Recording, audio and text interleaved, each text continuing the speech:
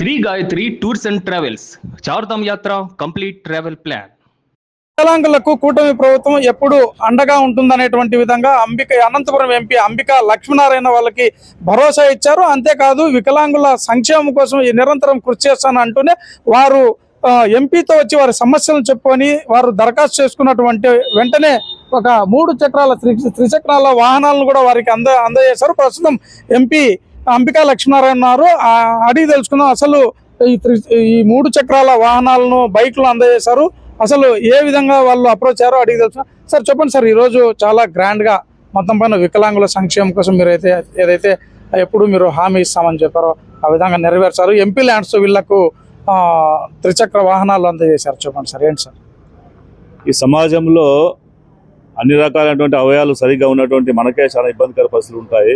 అలాంటి దివ్యాంగులు ఉన్నటువంటి వారికి అనునిత్యం ఏదైనా బయటికి వెళ్ళి పని చేసుకోవాలా, లేకపోతే ఏదైనా ఒక షాపింగ్ పోవాలా, లేదా ఏదైనా అత్యవసర పని మీద వెళ్ళాలంటే వాళ్ళకి వాహనాల సదుపాయం లేదు. కాబట్టి నా దగ్గర వచ్చి అప్రోచ్ అయ్యి ఈ విధంగా మేము పేదవాళ్ళము, ఖచ్చితంగా మాకు ఈ విధంగా న్యాయం చేయండి సార్, బండ్లు కావాలని చెప్పి అడిగిన వెంటనే నలుగురికి కూడా ఎంపీ ల్యాండ్స్ ద్వారా ఒక్కొక్కటి 1,28,000 రూపాయలు విలువ చేసేటువంటి ట్రైసైకిల్ మోటార్ వెహికల్స్ని ఇక్కడ ఇవ్వడం జరుగుతూ ఉంది. తద్వారా వాళ్ళకి జీవనోపాధి కూడా మెరుగుపడుతుంది. వారు కూడా సమాజంలో ఇతరులతో పాటు మంచి ఒక ఉన్నతమైన మార్గానికి వెళ్ళడానికి అవకాశం ఉంటుంది. కాబట్టి వాళ్ళకి ప్రోత్సాహిస్తున్నాము.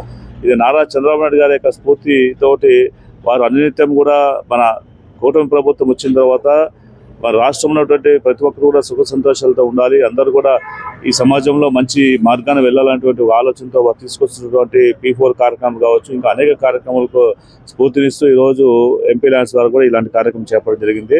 అదేవిధంగా అతి త్వరలోనే జిల్లా వ్యాప్తంగా ఉన్నటువంటి వినికిడి ప్రాబ్లం ఉన్నటువంటి వారికి, చెవిటి సంబంధించినటువంటి సమస్య ఏవైతే ఉన్నాయో వాళ్ళందరికీ కూడా ఒక క్యాంప్ నిర్వహించి 130 మందికి దాదాపు 30 లక్షల రూపాయలు విలువ చేసేటువంటి వినికిడి పరికరాల యంత్రాలను తీసుకొచ్చేటువంటి ఒక కార్యక్రమం చేపడుతున్నాము. న్యూఢిల్లీలో ఉన్నటువంటి ఒక CSR ఫండ్స్ ద్వారా 30 లక్షల రూపాయలు శాంక్షన్ అయింది. అతి త్వరలోనే వాళ్ళందరికీ కూడా ఆ యొక్క యంత్రాలు అందజేసి వినికిడి ఇబ్బంది ఉండే వాళ్ళకు కూడా వెంటనే వాళ్ళకి ఏదో రకంగా సాయం చేయాలనేటువంటి ఆలోచనతో ఈ కార్యక్రమం చేయడం జరుగుతుంది.